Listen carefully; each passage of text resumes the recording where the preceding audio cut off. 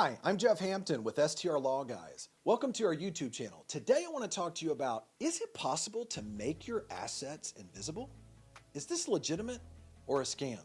By the way, if you wait around to the end of this video, I'll also provide you a free ebook, 5 strategies to protect your short-term rentals and give you peace of mind. Now, let's jump into this question here today. Now listen, is there anything you can do legitimately to hide your assets and to basically become invisible in a lawsuit?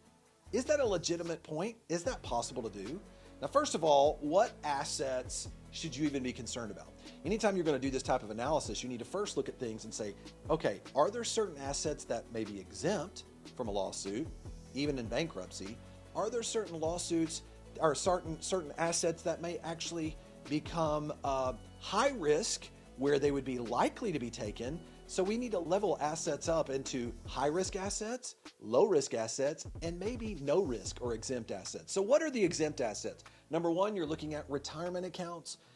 Many times like your 401ks, your IRAs, maybe your life insurance policies. Those are protected under the Employee Retirement Income Securities Act. So that's a federal statute that basically says, for the most part, certainly up to at least $1 million or so per account, you're looking at a federal protection, federal statutory protection, where even if you have to file bankruptcy or a predatory lawsuit comes about, it is very unlikely that you have to worry at all about those assets because they're protected under federal law, okay? Now, what about your homestead though? What about where you live, your personal residence? Okay, now that situation's a little bit different. We're going to analyze that in more detail, but you need to check your state's homestead exemptions. Based upon what state you're in will determine whether or not your asset, your home personal residence is exempt from a lawsuit, okay? So let's jump right into this. What do you want to hide? What would you want to hide? What are the main concerns? Well, you're usually talking about personal assets, right? What if we're talking about things like houses, cars, Airbnbs, maybe if you've got short-term rentals, long-term rentals, rental property of some sort. These are the higher risk assets, including a business, right? It paints you out to be a bigger target if someone's trying to bring a lawsuit against you. So number one, let's look at what the personal injury lawyer is going to do. Part of my background is I had a law firm that actually did personal injury work, and we would bring lawsuits occasionally against landowners, sometimes short-term rental owners and long-term rental owners. And so we're very familiar with this. One of the things that you need to be aware of is a personal injury lawyer will do a public background check looking to see what type of person they're up against. So if there's a lawsuit that's coming, they want to see what kind of assets do they have. Is this a person who has deep pockets? And so one of the things they're looking at, that helps them determine the strength of their lawsuit. So is it possible to hide all of those assets? Is it impossible? Is it possible to be invisible is the real question. The answer to that is no. You cannot be invisible. Is it possible to be private? Yes, it is possible to be private. So let's look at the first one. Let's first look at your homestead. Now we're talking about your personal residence, the primary place where you live. The first thing we want to look at is, let's look at some states where you have complete and total homestead protection. For instance, if you live in Florida or Texas, you have total and complete homestead, unlimited homestead protection. You can have a $20 million ranch in Texas and nobody can take it from you. You get total and complete protection. Now, some states vary. It could be as little as $20,000 all the way up to, an unlimited amount like we're talking about in Texas and Florida. So the question becomes is, when do you know if you need to protect it? Well, the main way that you know if you need to protect it is you need to analyze how much equity do you currently have in your home. So let's, for instance, you're in New Hampshire, you have a very low level, a low amount of homestead protection. California usually is around 300,000, but that may not mean much if you're talking about multi-million-dollar properties where you've paid down some of that debt, okay, if you've got some equity in there. So it's really important to look and see. We always want to see your homestead protection and your exemption, and then if it turns out that you've got a significant amount of your net worth that may be exposed, particularly in your home, then you can take some proactive measures, and one of those can be a land trust. So a land trust can be a solution. Here's what a land trust is. Essentially, a land trust separates the title from the beneficial use and enjoyment of the asset. And why that's important is because this is a very common tool that's used in real estate, and it's been used for decades for exactly this purpose that I'm mentioning right now. Now, there are other purposes for it as well. I can get into transfer tax issues and other things that I'll get into here in just a minute, but a land trust will actually help you avoid this situation depending on if that's a need for you. Now, every state recognizes, here's my point. You say, what if how do I know if my state recognizes a land trust? Every state recognizes a grantor trust, and if you put real estate in it, it becomes a land trust, okay? That's what it turns into. Now, how does this work? Well, let's talk about the way this works. Let's say you want to set up a land trust, and that's your situation in order to protect your homestead. In that situation, your real estate or asset protection attorney can file your trust, and on public record, it will only show the trustee. The beneficiaries are never listed on public record. So the only person who's listed is the trustee. So here's what you do. You actually file your land trust without your name on public record as the trustee. It could be your attorney, it could be a friend, an associate, someone else who could be listed as the trustee, and for just a hot second, that person is the trustee until it is filed.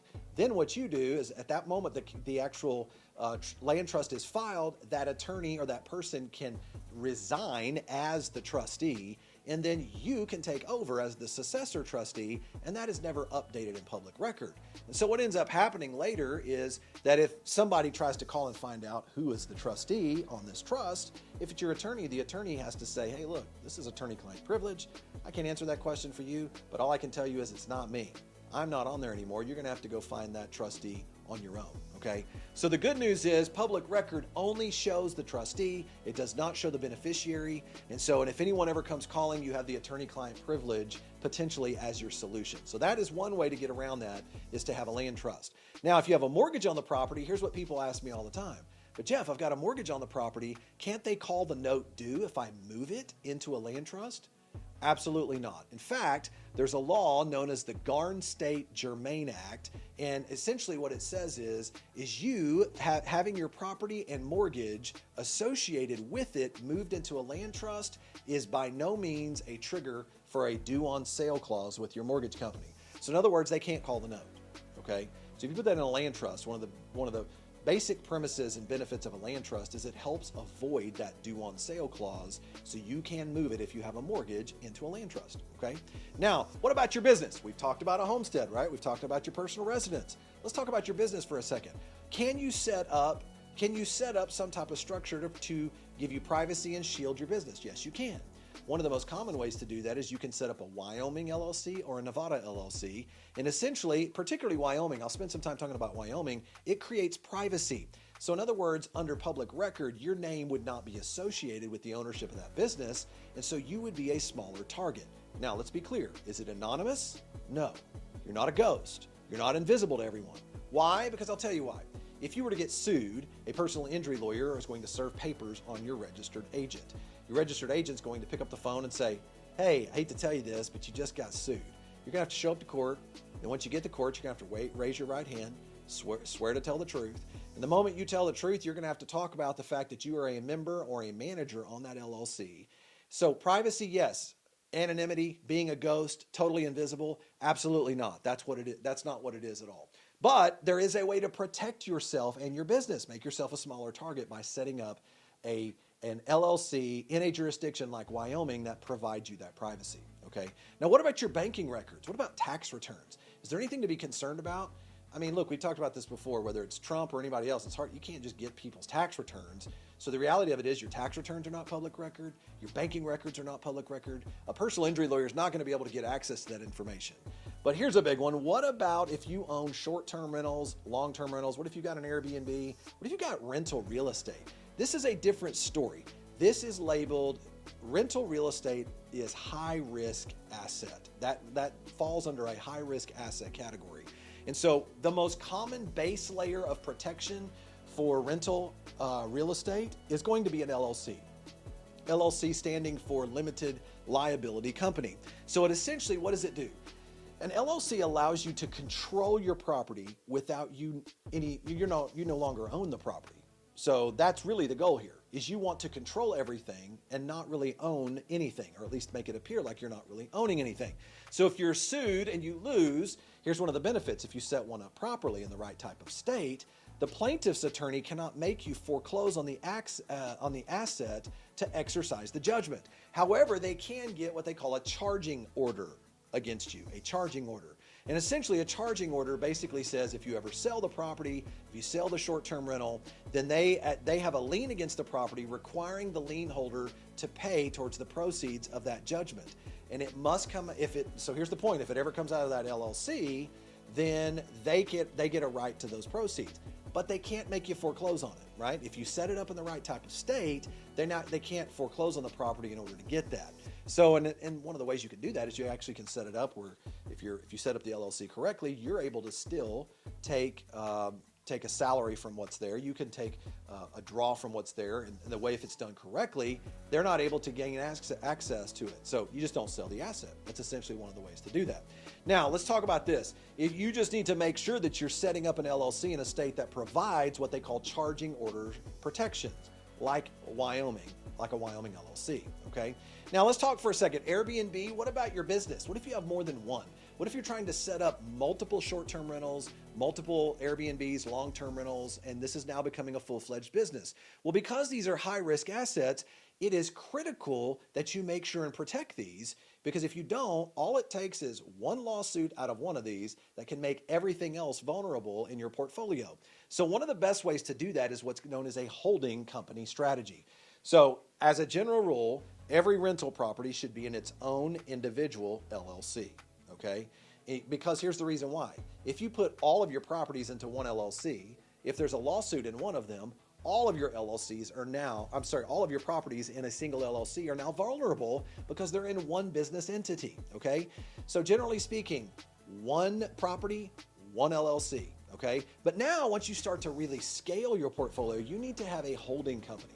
And I encourage you to go through my video series. We have some videos that talk about really two different approaches to this. One can be what we call our seed plan, which is the Wyoming LLC holding company strategy.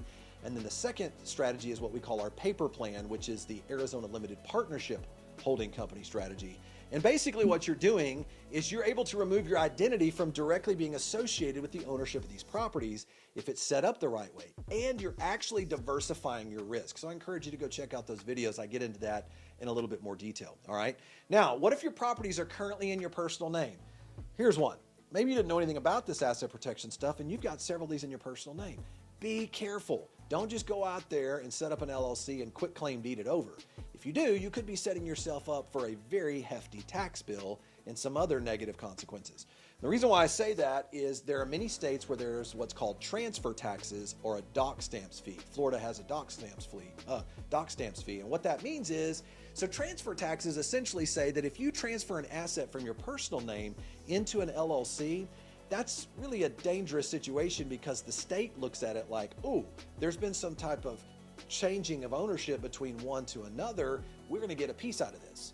And they'll charge anywhere between less than 1% up to over 2%, depending on what state you're talking about. In Florida, also have what they call a dock stamps fee, which essentially in that situation that you can cause a tax on a mortgage if you have a mortgage on your real estate and that's moved over. So these are things to be aware of. A land trust can help you avoid these consequences. So every state's unique, right? Texas has no transfer taxes, right? Florida has a dock stamps fee. Tennessee has other ramifications for transfer taxes, which is why you want to consider using a land trust to avoid these consequences, okay? Now, finally, is it possible to make your assets invisible? No way. Is it possible to make your assets private? Yes, they are. Is privacy enough? No. Privacy vanishes. The moment a lawsuit comes to your front door and you take the witness stand, privacy goes away. So remember the goal here. The goal is to control everything and to own nothing. You essentially want to have everything out of your personal name, but yet be able to control every bit of it, okay? Now I want to encourage you to check out my other videos in my YouTube series where I go into these concepts in more depth. And by the way, also, I promised you if you waited around to the end of this video, I would give you a free ebook, 5 strategies to protect your short-term rental assets and give you peace of mind. If you click through down into the text portion of the YouTube video, I'll be happy to send that over to you. Input your email address. I'll have it right over to you. And I want to thank you for joining us here today on STR Law Guys. I'll see you on our next video series. And if you like what you've heard here today, subscribe to our YouTube channel, like this video. I'll send you more great content just like this. Thanks.